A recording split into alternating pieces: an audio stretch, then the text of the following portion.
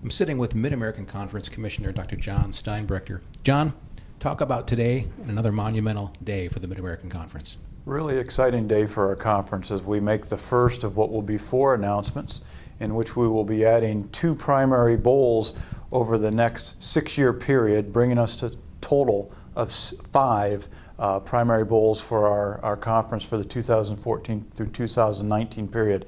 In this case, it's the Boca Raton Bowl. It's a bowl game that the MidAmerican Conference partnered with Conference USA in the creation of. Then we were fortunate, we brought in ESPN, and ESPN has agreed to assume ownership of the game and will own and operate that event. It'll be a super event. Will primarily include Conference USA, MidAmerican Conference, and the American Athletic Conference.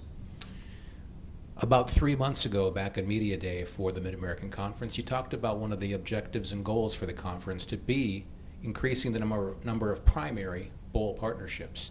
Back then you had said you were aiming for 4 or 5.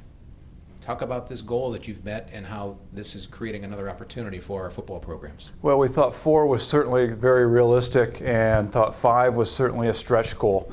And through the cooperation of a lot of folks, TV partners, the other group of 5 conferences were able to put together a slate of bowls in which we'll end up with 5 primaries every year, and that's really a great accomplishment for this league. If you go back a decade ago where we had 1 bowl game, and then add to the fact another primary goal for us, aside of just numbers of bowl games, was location of bowl games. We wanted to get where there was some sun and some sand and those types of things. The contracts we have with these 4 additional games all include those things. They're going to be great locales for our student athletes to compete at and for our fans to travel to.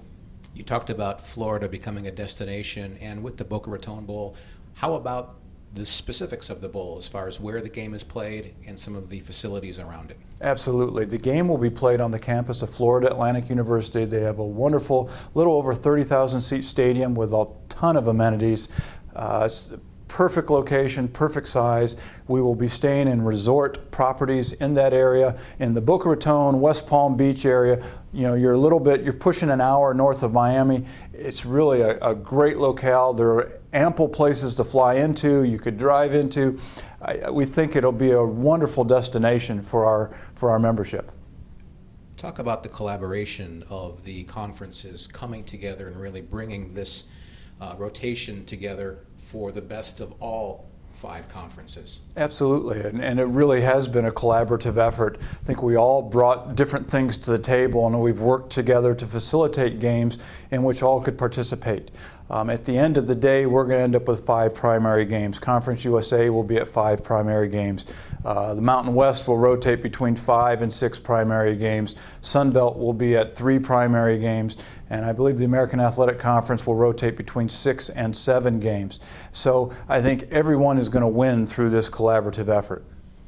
And the ability to play some of those peer conferences like Mountain West Conference as well as Conference USA, certainly an attractive piece to this. Absolutely. I think in most years you'll see us probably playing Mountain West a couple times, Sun Belt a couple times, and then rotating in and out Conference USA and American Athletic Conference, or any of those 2. So multiple opponents, good diversity, should be a wonderful challenge for our teams. The momentum for football within this conference just continues to grow with the record number of bowl games from 2012, a BCS appearance, the #1 overall draft pick in the NFL, and just the continuation of bowls being added. And not to be misplaced is the creation of the Camellia Bowl in addition to the Boca Raton Bowl. Talk about this growing number of bowl games that we have. Well, we thought that was critical for us. Over the past 5-year period, we've averaged 6 bowl-eligible teams per year. Yet we've been sitting here the past 4 to 6 year period where we've had 3 primary bowl games. And so you go into every November and December really hunting and searching for games, and sometimes they're there and sometimes they're not. This should really facilitate the ability for us to place our bowl-eligible teams. We think there will end up being a couple slots in the system that will become available on an annual basis. We have a couple backup agreements that we haven't announced yet.